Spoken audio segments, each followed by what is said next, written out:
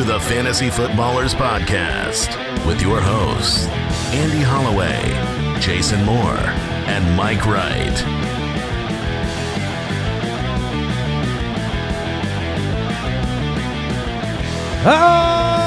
Welcome in.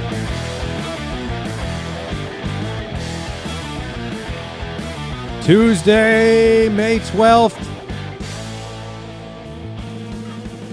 Welcome to Dynasty Week, the Fantasy Footballers Podcast. Mike, the Fantasy Hitman, Jason Moore. I'm Andy Holloway. Hello. Hey, how's it going? What was that? I was saying hello. Okay. Sounded like a grumpy neighbor hello. I mean, yeah. I guess that's where you're at.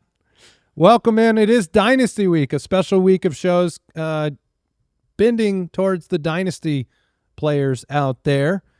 Today's a fun one because we're going to be doing trade for and trade away candidates. And these, look, it's specifically Dynasty trade for, Dynasty trade away. But, that works for a redraft too, because these are players that you think you make the move now, you get the benefit now and into the future. Yeah, I mean, it's the outlook of NFL future. So for redraft, that still matters. This is whether or not we think the value is has peaked, or is, there's more to come from this player, right? I mean, right. that's all we're Is it sneaking sneaking? Sneaking or peaking? It's one of them. Yep. That's today's show. We are going to do a little something fun for Dynasty Week. We're going to give away a signed jersey this week, a signed James Cook jersey. I don't know. Rank check.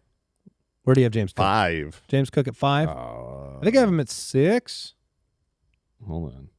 Yeah, I'm Mike. 6. Yeah, I've got him at 6 as well. So James Cook has been a dominator in fantasy. We got a signed James Cook jersey we're going to give away.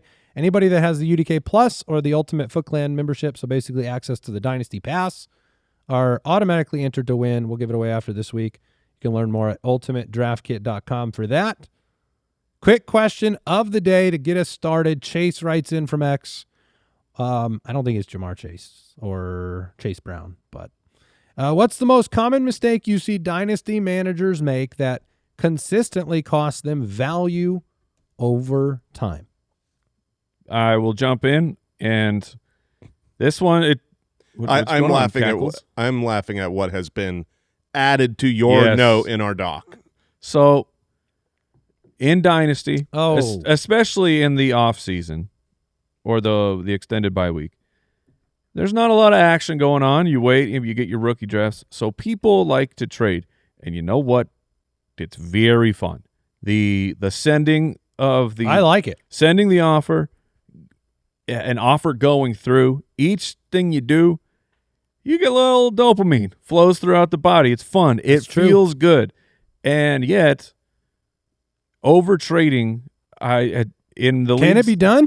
Yes, it can. In the leagues I am in, I have seen the over traders get themselves all of a sudden. You're like, whoa, you made like 4 awesome moves right there, but because they're over traders, they can't stop. They can't walk away from the table. They continue to trade, and then they're back to their team just stinks. It's an unfortunate balance of trading is super fun, but if you do it too much, you will overdo it, and you'll just end up with nothing. You'll have nothing. It takes a real old man to look in the mirror and say, maybe I'm doing a little too much trading here. Because you cannot win every trade. Now, wouldn't they have the argument that if you win 60% of the trades, that you should trade 1,000 times as opposed to maybe 5 times? But I will say that, I mean, we've been in a lot of leagues. The people that trade like crazy, that are all like every trade that goes through is this person. When you got one of them in the league, historically, it does not work out great for that person. I think in Dynasty specifically, it is more of a risk because generally what gets trades across the finish line is draft capital. And so if you are trading so frequently that you're just throwing in an extra piece here, an extra piece there to get the trades across the finish line, you find yourself depleted later on in future seasons. I think that's a good one. For me, the mistake I see people making in Dynasty leagues is always playing for the future, always worrying about the youth, the long-term outlook, never realizing, I'm in a championship window. I need to put myself over the top. I need to have a veteran. Like, you've got to not just care so much that it's a dynasty league that you don't get to ever win a championship. Like, you have to know when to go in and do that. That's not necessarily about, what's costing you value over time. But in the end, the only thing that matters is do you win a championship, right? Like, that's it. How many championships have you won in your dynasty league? That's the question that matters the most. 2 of the last 3. Oh. I was not asking you. Oh, I'm sorry. So then we have the same amount of championships in our league. Got it. Two of the last 3, and 1 Jahmyr Gibbs away from champ. That made me sad. I'm so happy they didn't. That made me sad. Yeah, that's great. Can I was thinking about this driving in. It kind of ties into what you're saying here on the winning now versus winning later. And I have a concept, a theory, a thought for dynasty leagues that I want to run by you and whether you think it's stupid or not. I think running backs are more important to winning a championship, and wide receivers are more important to being competitive long term. I think that's fair to say. I think that's right. And I do think that ties into that question there, where sometimes you're going to make what might be a antithetical dynasty decision on a trade or a draft pick, a rookie pick, because you need to play for today. Mm-hmm. And so I think that's the way it goes in dynasty. I think the running backs, shorter window, but big impact, especially when you think about the fact that the majority of your league is going to be focused on the longevity of the wide receiver position. Yeah. So something to think about. My mistake that I wanted to bring up was just blindly following the consensus in rookie drafts versus your own opinions. Yes, don't follow our opinions over your own opinions, right? This show is not about blindly following what we say. We're supposed to give you our perspectives, which we disagree with each other. Then you make your own decision. I mean, you can go back to rookie draft after rookie draft after rookie draft.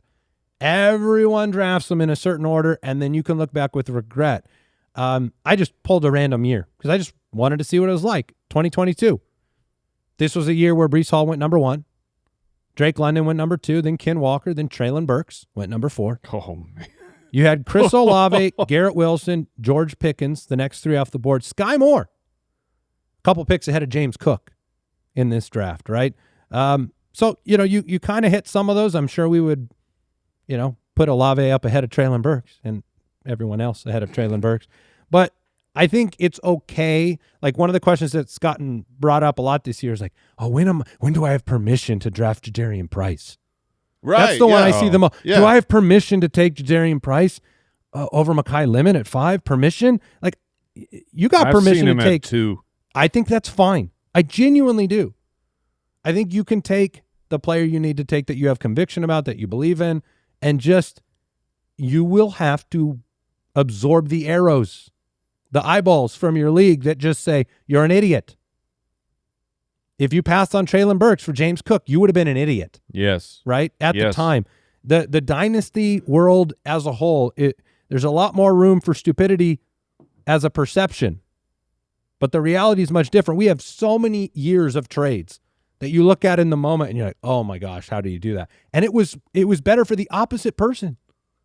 So I don't know what that means. It kind of seems like there's a parallel there to the way that the good stock traders treat the market versus they just buy like, they're willing, not singular stocks. Can you do that? Sure. Can we do that? That's a good point. I will trade James Cook for your Cincinnati wide receivers. Yeah, that'd be nice to be able to take an entire collection. But no, the idea that you just have a little bit of discipline and strength in the midst of a negative environment because you believe in something. So, plenty of other mistakes to make. Don't worry about that. It is really fun. You brought up that draft from our league in 2022. It's really fun to go back and look at rookie drafts. If you're in it's Najee Harris number 1, Jamar Chase number 2. Yeah. That's the consensus, by the way, from 2021. Yeah. I mean, I'm just pulling up drafts, and it's literally a good time. Go to your league right now, go to your draft history and look at a couple rookie drafts because once you're 3 years past, you know the results. Yes. And you get to see all the stupid things we do.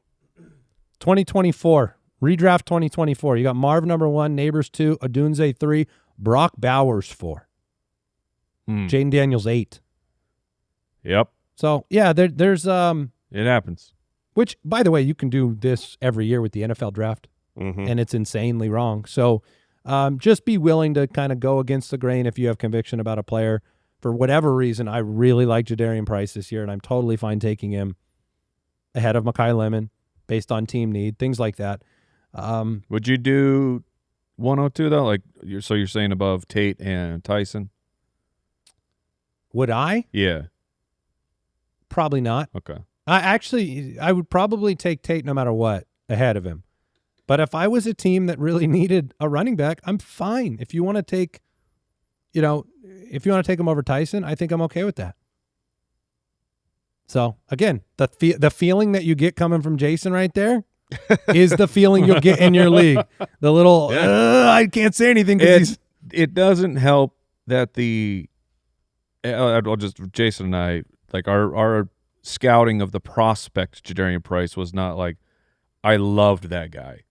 If I saw Jonathan Taylor on the film and he goes at 32 to the Seahawks, be like, yeah, no problem. Take him over the superstar wide receivers because that guy is going to be a superstar.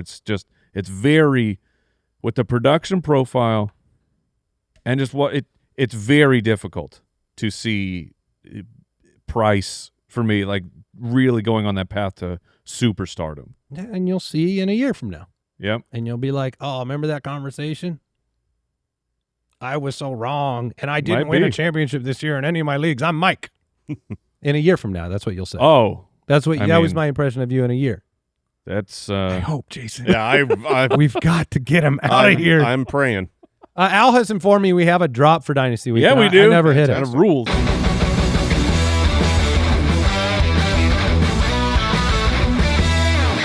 Welcome to Dynasty Week.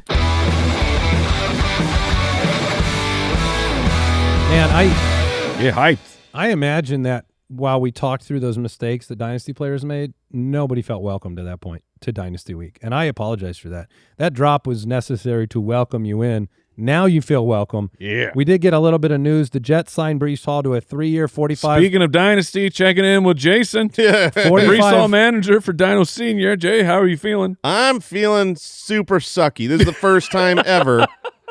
First time ever where my running back signs an extension and I'm disappointed. Yeah. It's like for Dynasty, that is the value. We talk about it all the time. It's not even age at the running back. It's like the contracts. So long as he's got 3 years. guaranteed.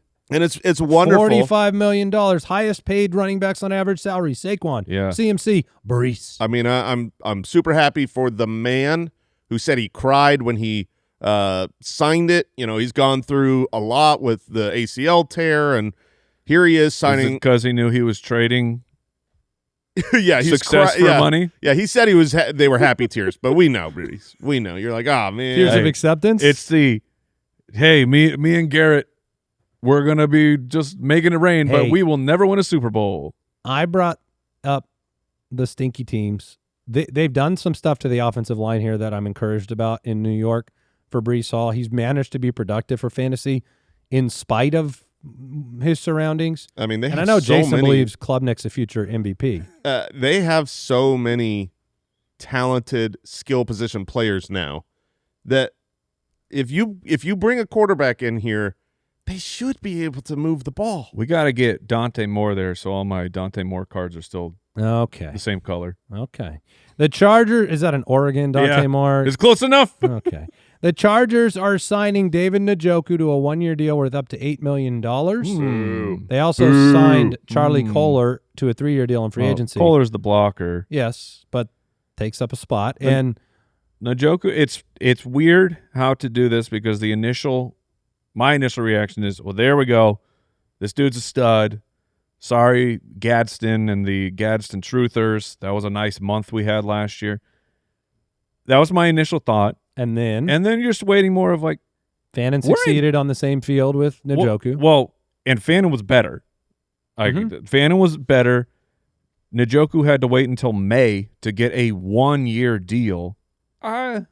He's at the tail end. It's just there's if you're on Team Gadsden, I wouldn't abandon all hope yet. There's a chance that Njoku is about to be washed. Njoku turns 30 any minute now. Oh, man, and he's not washed yet. I don't think he is washed. Not like his physique, but his play certainly impacts Gadsden on a redraft level. Like, I had Gadsden as one of my number one tight end targets later in the draft. I mean, he would have been a breakout for us, guaranteed in the UDK without Njoku getting signed. But now it's like, who is the higher targeted tight end on this team? Njoku or Gadsden in 2026? I actually have Gadsden with more targets than Njoku. I just think it's a ceiling wrecker for Gadsden. Yeah. And they have other weapons there. They're going to run the ball more successfully this year. I was already going out on a limb that Gadsden would be able to, like, the thing about Njoku coming in is he is he is a good tight end with a ton of experience. Gadsden is a young tight end with not a lot of experience, and I feel like the way this team, the little things are going to matter, and I feel like Njoku's going to do those things on a week-in and week-out basis. I think that was part of why Najee got brought in last year. It was the exact same type of signing. Now, Najee went down with a major injury, but I think that's what you would have seen through the year is a little bit more trust on the veterans because they do the little things, even when we want to see the young guy flourish. And that's my concern about Gadsden. And also the other part of that equation with the Chargers is for the wide receivers, they are clearly the Chargers are loading up here, and we're going to see, a lot of like the later end of Miami where it's a lot of tight ends on the field because they have great wide receivers. They're pretty good. I will call them pretty good, but very interesting players. And more than likely, you're only going to see two of them on the field for more snaps than the average of the NFL. So it's us figuring out who those two guys are going to be over the course of training camp. I mean, automatically. You're talking about the wideouts or the tight ends? No, the wideouts. Okay. And it's like, it's going to be huge and it's going to be Ladd. Probably, but I don't know that that's a definite answer. Well, what's the other name? Well, Trey Harris. Yeah, I mean, that doesn't – you're not taking Ladd off the field for Trey Harris very often. But if you're talking two outside wide receivers, maybe they come in and they like Harris on the outside better, and Brendan Thompson will be worked in as their speedster. The guy who looks like Tyreek Hill, he's just 20 pounds lighter than Tyreek Hill. So he's not. And then the Keenan will show up. Right. Right after training camp. Juwan Jennings, 1-year deal with the Vikings. Worth up to $13 million. Took him a while to sign. $8 million in base salary. Added, this is good for whoever plays for quarterback. J.J. McCarthy In Minnesota. There you go. It doesn't change my opinion of Jefferson. It doesn't really change my opinion of Addison. They've had KJ Osborne there before, make significant contributions when both those guys are there. To me, this is their, they brought Adam Thielen back for a small amount of time. It's a good third receiver to add to this team. And considering that Hawkinson isn't Hawkinson anymore. Oh, correct. Like Hawkinson used to represent a ton of volume in the offense. I think he does not anymore.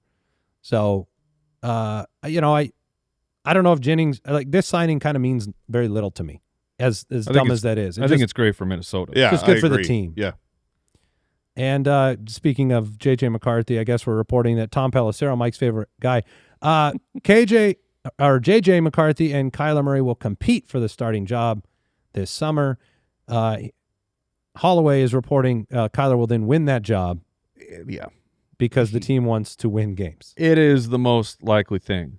But how hilarious. How hilarious would it be? Mike is rooting for the hilarity of it. I am. Well, because it's also better for Minnesota. If J.J. McCarthy truly wins the job, it is. And they're like, something clicked. He's the guy we thought he was going to be when we took him in the first round. And then you have your future, as opposed to Kyler, where it's your team. Minnesota will be better with Kyler. They'll probably make the playoffs, but can they win with him? I don't know. As in a Super Bowl. If I told you they're changing quarterbacks after week 5, what order is the best? Oh, for fantasy? The order would.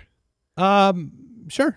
For fantasy, starting McCarthy and then putting Murray in, I think is better for fantasy. I would agree with that. I also think that's better for the Vikings as a franchise, because if if Kyler starts week 1, that means that McCarthy did not win the job. Right.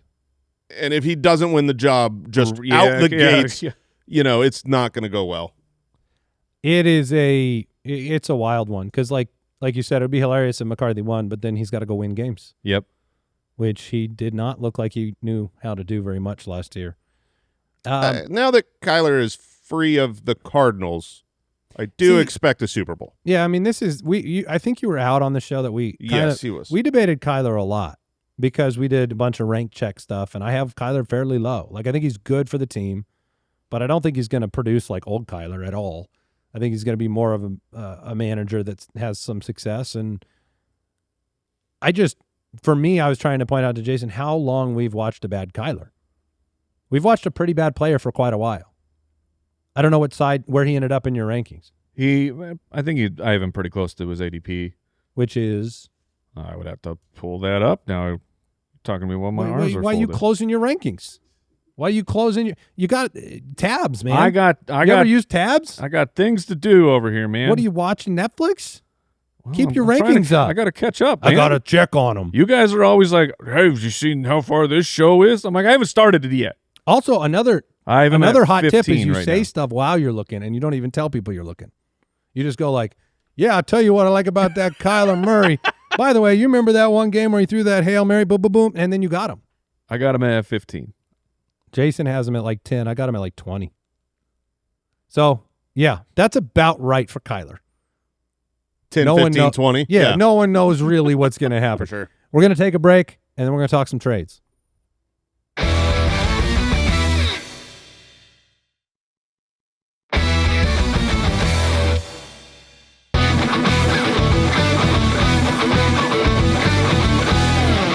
Let's talk trades. One trade for candidate for Dynasty managers, one trade away candidate for Dynasty managers from each of us. Right before we recorded this show, we had spent some concerted time attempting to come together and find some consensus sleepers, breakouts, busts, and values for the UDK as we do every year. We did get some names out there, guys that we agree on completely. But I think the first time in a while, like, we had some pretty drastically different opinions. Like, it wasn't like, hey, I'm high on this guy and I'm neutral. It was like, I'm high on him and I'm super low on him. Mm-hmm. So it'll be interesting because I think some of the names that we bring up today, we have differing opinions. Who wants to go first on the trade for candidate? I'll kick it off because we kind of mentioned him earlier this episode already. The trade for candidate that I like, I think he is not valued in this moment where he should be valued, is Harold Fannin Jr., tight end for the Cleveland Browns, who was absolutely awesome last year.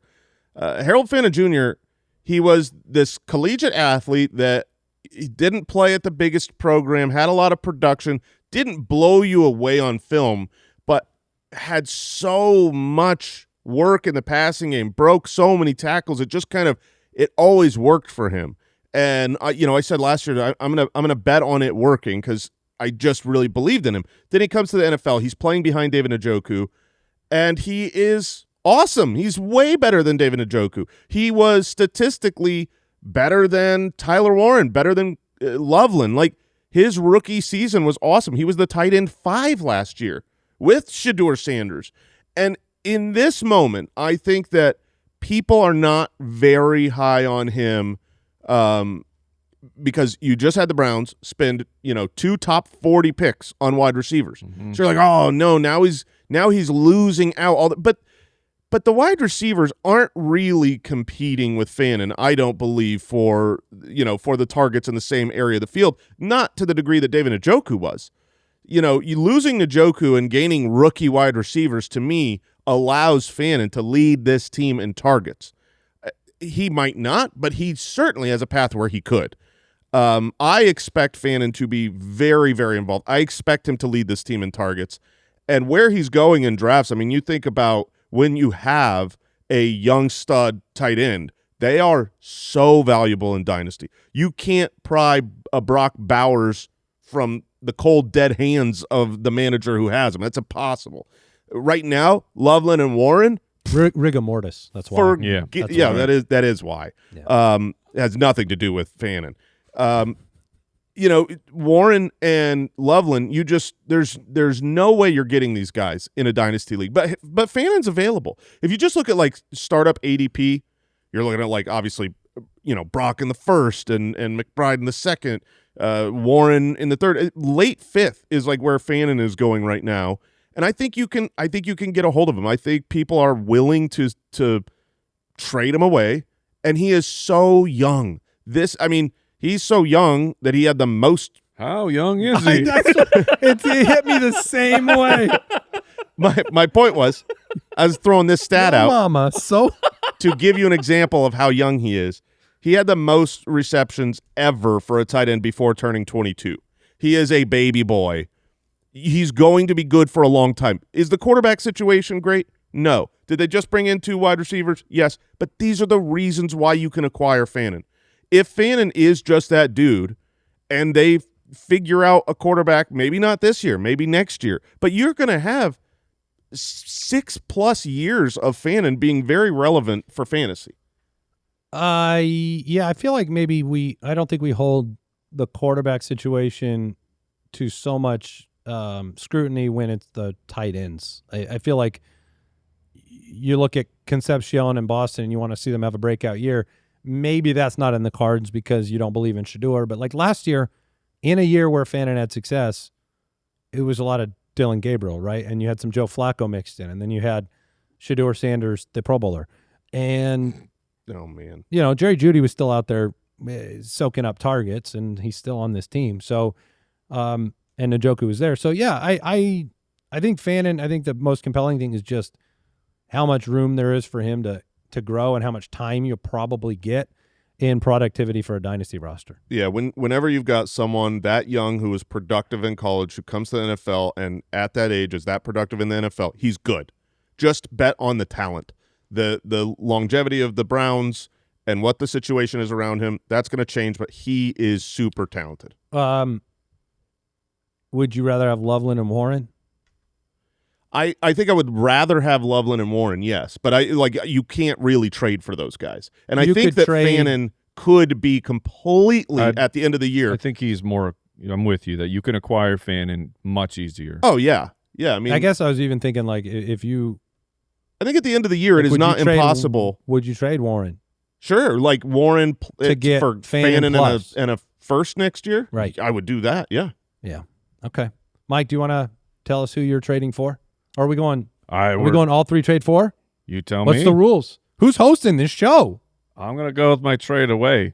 Oh, are you? All right. Well, I don't want it to just be like the end of the show is just, this negative. Guy stinks. I like it. All right, my trade away, he doesn't stink, but we're playing Dynasty football or Dynasty fantasy football. I'm going with DJ Moore, new wide receiver for the Buffalo Bills as my trade away candidate. He's 29. He's entering year 9. This is such a good call, Mike. And since when is it worth trading away like a veteran star that went to Buffalo to acquire something better? Exactly. Shout out Amari Cooper. You got me everything. This is not the like DJ Moore. I will be productive on this team. Like he will give you fantasy points this year. It's just about what will he actually give you versus what someone in your league is going to believe about him. He's on the Buffalo Bills. It's like guys go to the Bills or the Chiefs, and we still automatically launch them to the moon for fantasy purposes, even though, we've been disappointed far more than we have hit on guys like Rashee Rice. But so in 2024, Allen became the first top 5 fantasy quarterback without a top 36 scoring wide receiver. You feel like, well, DJ Moore can come in and do that. Sure, he can be in the top 36, but the point is Josh Allen gets things done without having to hyper-focus on a single target. In 2025, DJ Moore set career lows in a number of categories. We're talking receptions, receiving yards, yards per route run down at 1.33, and forced missed tackles. DJ Moore, the elusive, very slippery, like makes things happen with the ball in his hands. He forced 4 missed tackles. Like the yards after contact, it was not there this past year. So I'm on the side of I don't think it automatically bounces back for DJ Moore. I think that last year was more of an indication that we're come to the end. You know, like wide receivers, as I said, the age, he's at that age too where things can go south real fast. And he's 29. He's changing locations. We've looked at fantasy players who have changed teams in year 9. There is one hit. Like, guys, it didn't work. Randall Cobb, Marvin Jones, Allen Robinson, Beckham, Cooper Kupp. The one hit, Davante Adams. You don't want to know why? 180 targets. I'm not expecting 180 targets to come through here for DJ Moore.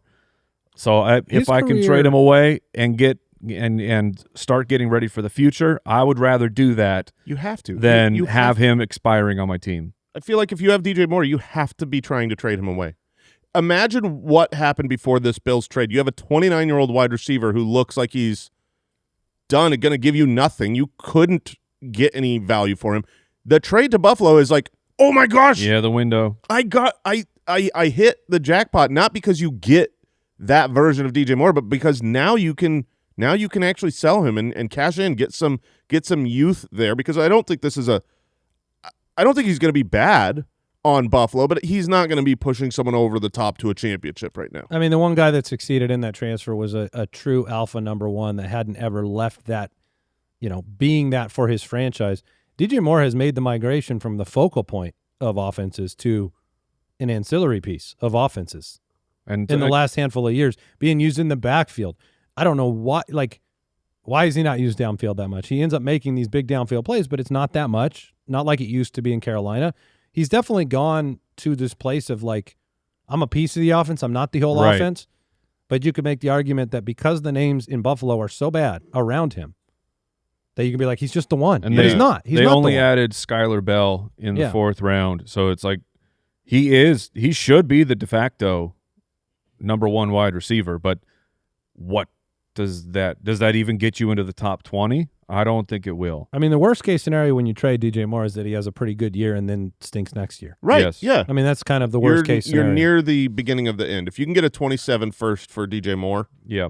If you can find someone to give that up thinking they've got a superstar with Josh Allen, I would pull the trigger.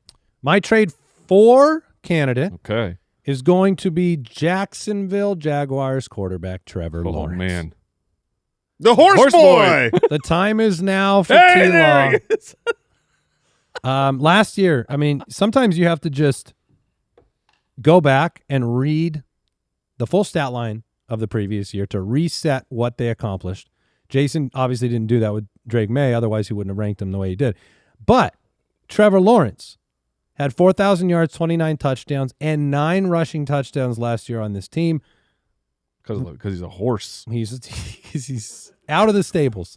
Quarterbacks with 4,000 passing yards, 29 touchdowns, and 9 rushing touchdowns in the same year. There's only been 2. Josh Allen in 2023 and Trevor Lawrence last year. He became a true goal line runner. This team keeps acquiring additional running back pieces that aren't quite everything. Chris Rodriguez, Bhaysul Tuten. Now they added Amir Abdullah. Trevor Lawrence's role around the goal line, I think they learned something last year. I love Liam Cohen's offense. And if you look at him as a passer, he still has room to take another step. I think there's going to be a lot of opinions. I think Mike has some of them, that what they accomplished last year is going to be tough to repeat. I love the weapons that they have. His yards per pass attempt was in line with his career average. That wasn't a weird outlier. His touchdown rate was 5.2%. That wasn't crazy, slightly above league average. He threw 12 interceptions. That was the 5th most in the league. He could improve that by 1 or 2 at least. And 8.6% of his passes were dropped. The whole story of Brian Thomas Jr. was how incompetent he was. It wasn't Lawrence's incompetence that made Brian Thomas Jr. bad. It was that BTJ literally dropped the ball. That is the highest rate over the last 4 years in terms of percentage of passes dropped, and he put up a season, the kind of season he just had. They lost Travis Hunter through the year, which I don't know if you've seen the most recent interview with their general manager. I did. It's still... And he came out and he said... I still hear what I'm hearing. He came out and said he's going to be used on offense. Yes, that was, again, that's never the question. It was, but then he's like, oh, I think that what'll change is the uptick at cornerback. Right, he will play corner An more. uptick at cornerback to me means a downtick. Well, they tried to offense. ask him that directly, and he said, no, it doesn't mean that at all. So whether he's lying or not, we'll see. But we Parker Washington emerged over the back half of the year. Britton Strange was hurt for half of the year. This offense with and because of the evolution of Trevor Lawrence and because of Liam Cohen's presence, to me, it checks tons of boxes for your Dynasty League. Young quarterback in his prime, runs the football on a good offense, best play caller, and probably being undervalued in trade circles because there are younger, sexier names. And Trevor Lawrence, we've been around the block and been annoyed for so long in Dynasty. You have to make the choice now in Dynasty whether you believe he's leveled up and his situation is great. I believe he's made that change. I think you can get him cheaper than you normally could get a QB that I think is a top 6 Dynasty QB. I'm not as bullish as you are, but I'm like, if I had to make a choice, I'd say I'm more on your side of it. I factor Baker Mayfield's 2 years ago when he was with Cohen. I take that as like part of the sample size for Trevor Lawrence of how all of a sudden Baker's like got all these rushing touchdowns.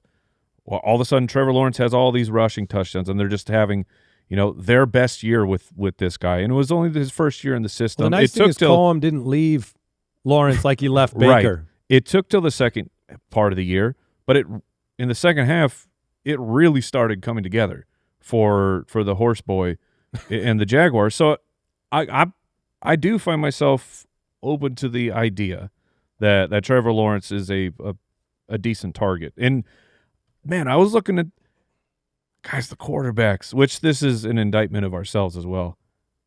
They're getting old for NFL years. I mean, Allen is 30. Lamar's going to be 30. Mahomes is 30.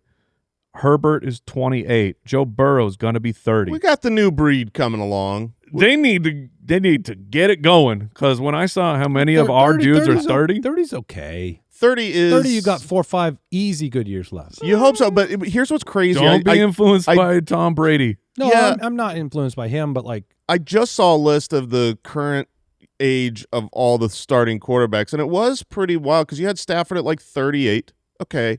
And then it was like a gap where it's like Geno and then Dak as like 33. Yeah. And there's not a lot of guys playing at 35 years old. That's what I'm saying. It's more uncommon for you to be in your mid-30s and still slinging, giving us real good fantasy value. Am I too biased by the Breeze and Manning and Brady and those guys? I don't know. The Hall of Famers? Rodgers and I mean, it's like, well, Allen's probably a Hall of Famer. Mahomes, I mean, certainly. It's like, is Burrow and Lamar, are they on the trajectory?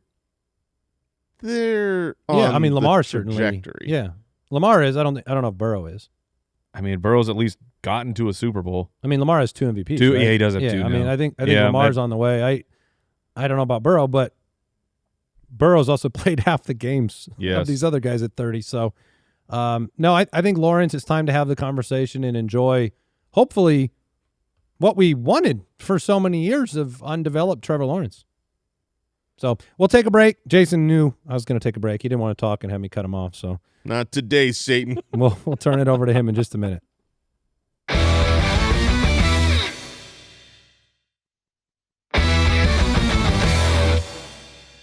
All right, we are in the middle of Dynasty Week talking about trade for and trade away candidates for Dynasty Leagues. And Jason, you are up. I have a trade away candidate of a guy I love. He is prove it. He's a 25-year-old wide receiver who was who was just a top 5. What are you doing? You didn't know this name was in there? I did not. When I saw it, I thought of you, Mike, and how you were going to have a problem. Well, let me talk to you here, Mike. You're not going to convince him. That's fine. But the reason that I am wanting to trade this guy away is because I think you haven't even said him. He has peaked. His best year of fantasy of all time, and he's still young, was last year.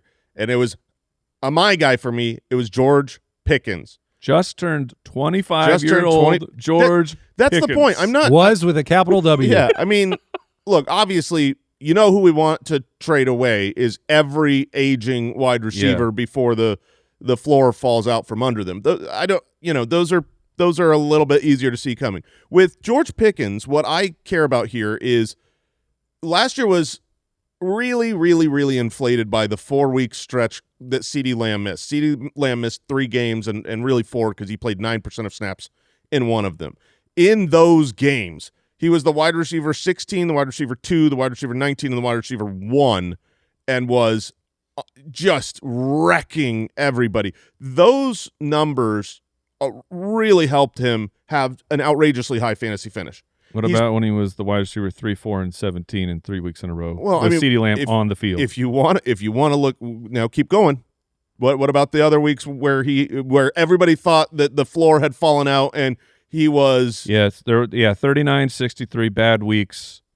Look, while the player is good. The reason that I'm using him as a tradeaway candidate is simply because he carries so much value right now. He's going to be really good for fantasy this year, and he's 25 years old. But he's probably playing for another team. I mean, maybe they sign him to a long-term deal, but he's on a franchise tag right now, right? So, first of all, I don't think he repeats last year's success. Is CeeDee Lamb on those other teams he's going to get? Is CeeDee Lamb on the other franchises? How was he for Pittsburgh? Because, he was the wide receiver 5 last year. Pittsburgh's different, man. No, I'm just saying you don't know that it's going to be a good team that he goes to. And we've seen many examples of the big free agent change at wide receiver not really working out when they get to another team. There's a reason. I love him as a Cowboy. There was a reason he was a my guy last year because he fits Dak perfectly. And should he sign a long-term deal here, which I think people trying to trade for George Pickens would really, really love, that'd be great. But, I mean, it's tough. I don't know how the money works. The previous 3 years, he's the wide receiver 36, 26, 41. Yes, he's young. Yes, he was the wide receiver 5. I think that is the best season he'll ever have.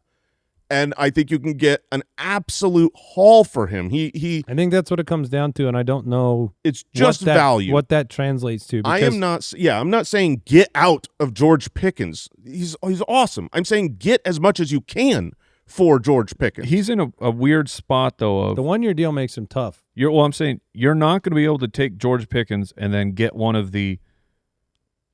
You're not getting Jamar. You're not getting Drake JSN. London? You might be able to get London. There's a chance, but that's what you're not taking George without adding a ton to move into the category of the Jamars. That's almost an impossible place to get in dynasty trades. So you're almost certainly trading down a tier. I actually think you can. There are the names he was just mentioning. I think you can trade George Pickens plus a little bit into a Tet McMillan, into a Drake London. Tet. I would much rather have those two. We were talking those Carolina. We have a very strong difference of opinion of the Panthers and Tedero McMillan's outlook. Yeah, so I mean, I would rather have Tet. I would rather have London by wide margins, and I don't think you have to pay that large of a margin to probably get a Mecca Ibuka. To George. Yeah, I think you could get a Mecca Ibuka for sure. That would be that's a scary trade. I would do that. Oh.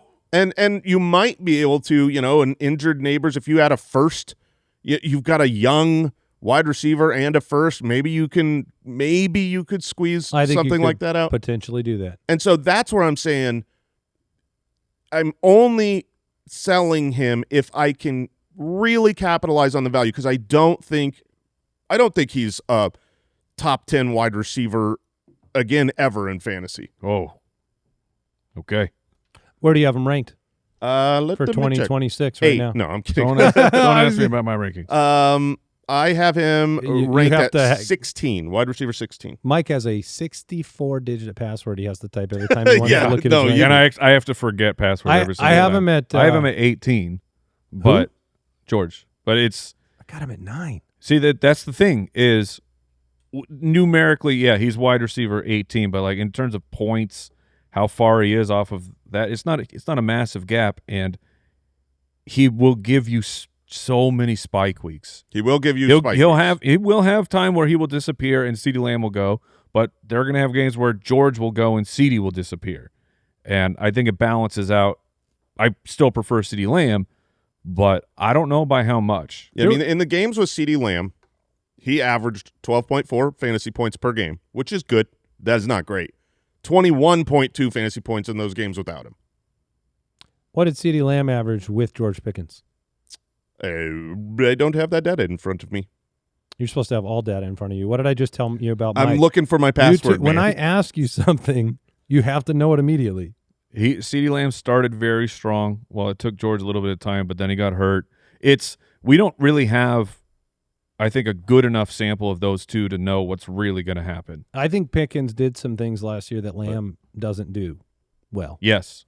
And I think Lamb, utilization-wise, it's going to be very interesting between those two. I think both George and CeeDee this year, assuming there's no weird off-season stuff because of the franchise, that still does concern me. But if we go in, easily could both be in the top 12. Mike, you get to say, did you figure that number out? Looks like it was 13.5 fantasy points per game from weeks 7 through 17. That's the easiest way I can see. For CeeDee? Yeah, that takes away his 12.5 to 13.4. Yeah, I mean that makes sense. It's tough because I'm not including the first two games where he averaged 15 fantasy points in those games. It's hard to do here on the fly. Yes. Okay. All right, my trade for it's another Jacksonville Jaguar. I'm in on Bhaysul Tuten. Thank you, Jason. You're welcome. And it's why I think he's a good trade for candidate is because there still is the ground is shaky.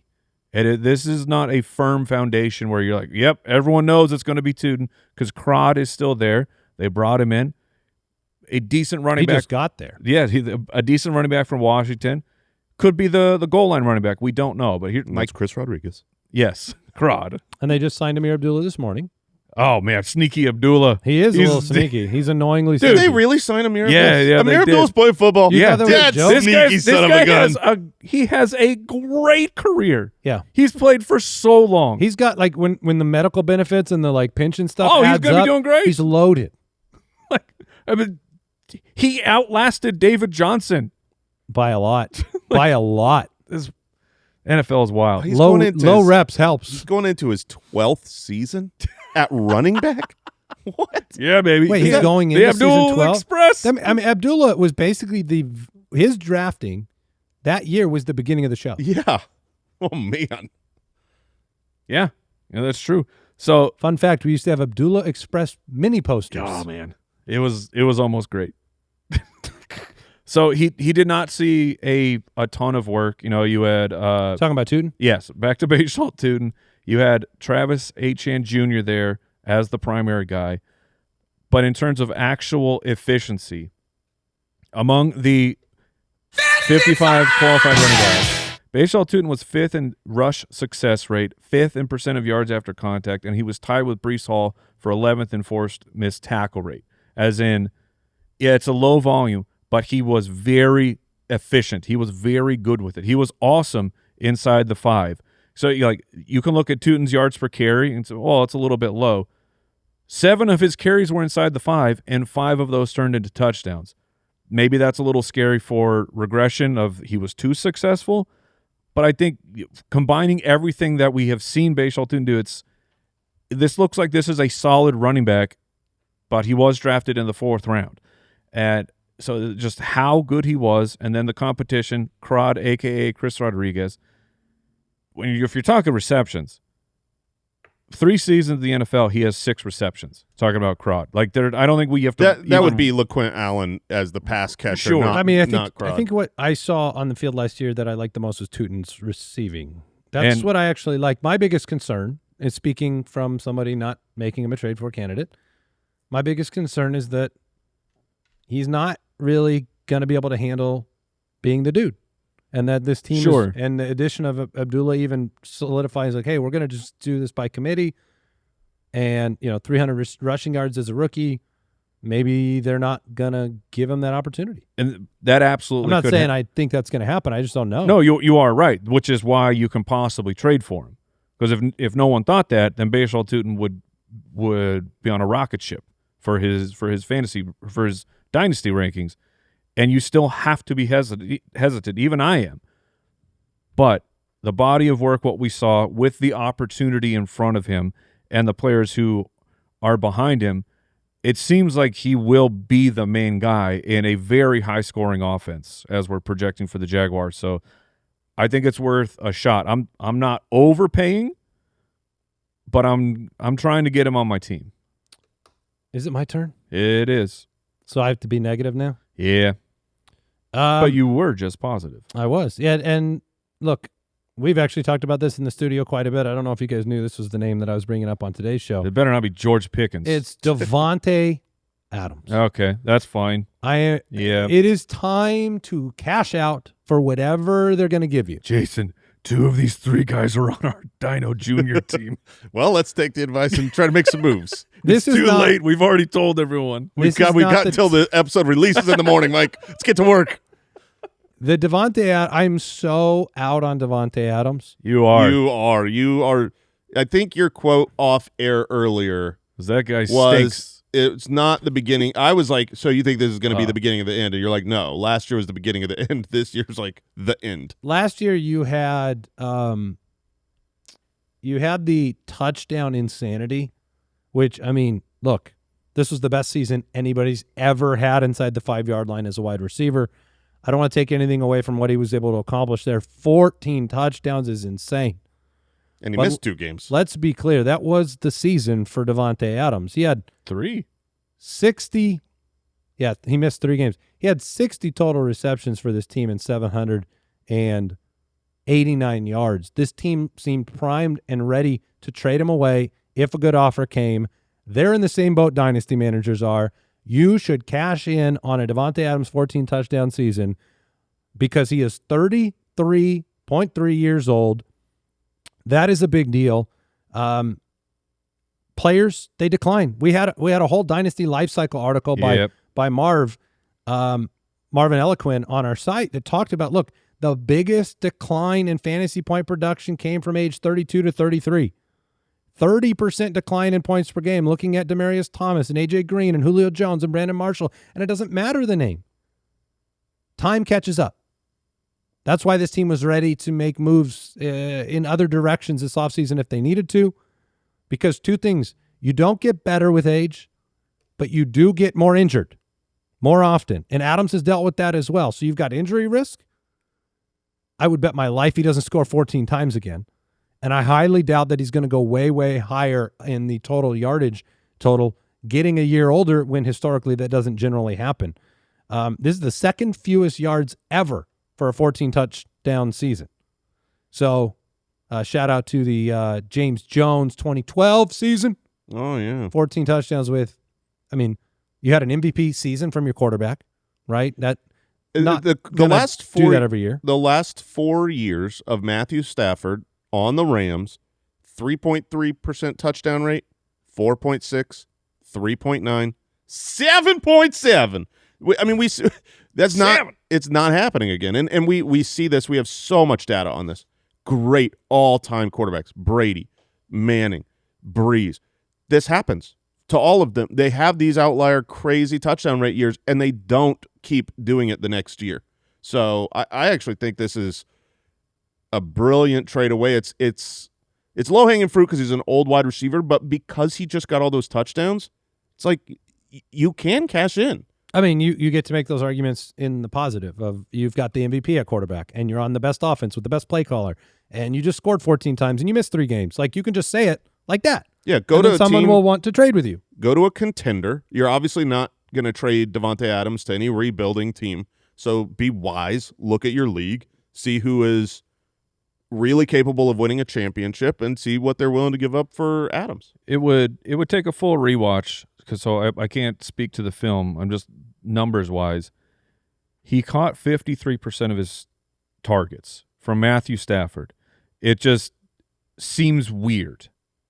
Where I mean, he had 2 years for his career. By the way, he's a 63% catch rate. He had the 2 years in Las Vegas where he was just bombarded with targets. He caught 56% of them in 2022. I think that was the Derek Carr year, and then 59%, and that's the Aiden O'Connell year. Like, to go down to 53%, something just seems off, and maybe it's the decline. Like, maybe it's the athleticism is slightly starting to go to the point where the cornerbacks can catch up, but 53% just it seems too low. Like it's something. It's very funky. His touchdown rate is way too high, but the catch percentage is too low. I mean, so maybe it meets in the middle. There's certainly a world where like he's totally fine for this year. I mean, you can get by with okay, he scores 10 times because they draw that stuff up for him, and he has 700 yards again. They didn't, Mekhi Lemon. That was a team we thought could draft Mekhi Lemon. They didn't do that, right? Like they don't have the next heir apparent, which is why he didn't get traded. But I mean, how long is this window? The math doesn't math. Correct. You know what I mean? It's like maybe you get by with a touchdown-dependent season this year, but you certainly are not going to be able to trade a 34-year-old Davante Adams if he declines this year. So to me, I'd take your shot at it, trade him to a contender under the promise of being able to contribute for a couple of years with an MVP, and there you go. So we have more trade targets in the Dynasty Pass, which you can get. That's part of the UDK Plus at ultimatedraftkit.com, lowest price possible before June 1st. If you pick it up before the end of the week, you'll also be entered to win that James Cook signed jersey giveaway. We'll be back on Thursday with Dynasty Week Part 2, looking at rookie sleepers, Dynasty mailbag, and a whole lot more. Any of this other news that's going to break. It should be a lot of fun. Dynasty Week's a good time. That's why I hit that drop. You know what I mean? You've now been welcomed in to Dynasty Week. And it's not over. So thanks for joining us today. We appreciate you. Let's go make some trades, Mike. Yeah, you guys got to make some quick moves before the show releases in the morning.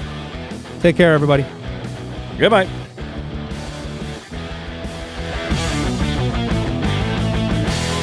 Thank you for listening to another episode of the Fantasy Footballers Podcast. Join our fantasy football community on jointhefoot.com and follow us on Twitter @TheFFBallers.